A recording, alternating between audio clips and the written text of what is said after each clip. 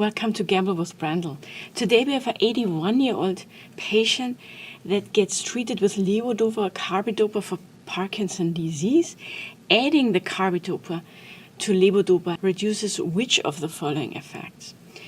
So let's think about this treatment, levodopa, carbidopa, in Parkinson's disease. So in Parkinson's disease, we lose dopaminergic neurons. So ideally for treatment of Parkinson's disease, we want to give the patient dopamine back. Well, can we just give dopamine? No, we can't, because dopamine is not going to pass the blood-brain barrier, so there's no way to get dopamine by itself into the brain and then replenish our dopamine stores. However, we have a neutral amino acid pump that pumps us a precursor of dopamine into the brain. So if that's our blood-brain barrier, there is a transporter that takes a precursor, and that's L-dopa, into our brain, and there it gets decarboxylated by this aromatic amino decarboxylase, and then we have dopamine. And then dopamine can do its job. It can act on dopamine receptors and then help in patients with Parkinson's disease where we lose dopaminergic neurons.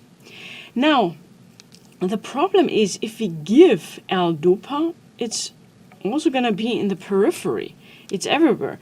But then part of it gets into the brain, it gets decarboxylated, and you get dopamine. But this decarboxylase is not only present in the central nervous system, it's also present in the periphery and can make us dopamine in the periphery. Now, what does dopamine do if we have it floating around in the periphery? Well, one thing it does, it's a vasodilator, so it may cause hypotension. It also can cause several arrhythmias. And then also, the chemoreceptor trigger zone has dopamine receptors, so you can trigger nausea and vomiting.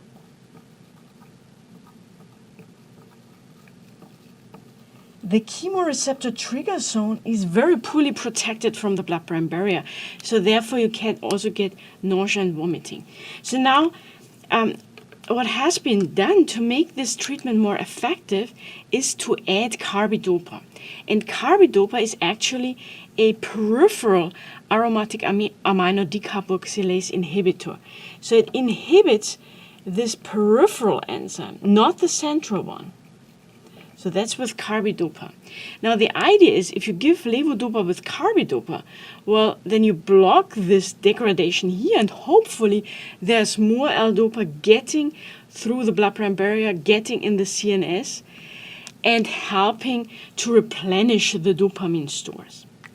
Now the idea is when you give this combination that you have less of this dopaminergic peripheral adverse effects like hypotension, arrhythmias, nausea, vomiting. So we can already see here the correct answer is nausea, vomiting. So that's going to be the one that you really reduce. You also reduce hypotension, not hypertension. Hallucinations are generally an effect that you can get with too much dopamine, so that's an adverse effect of the therapy, and this may even get worse because now with the addition of carbidopa we have more dopamine in the CNS, and that can trigger hallucinations, so it would not reduce it, it would rather make it worse, so that's also incorrect. And weight gain is not an adverse effect that is typical for a patient on carbidopa, levodopa. So now I want to also finish up with saying that this combination, levodopa, carbidopa, is actually named, the brand name is Cinemet. That's a brand name. And if you know Latin, so cine means without, and emet comes from emesis, so it's without emesis, without vomiting. So that also tells us why they did this combination, just to get us more of the L-dopa into the CNS, but also to prevent all this adverse effect that we would have if we would deal with dopamine in the periphery.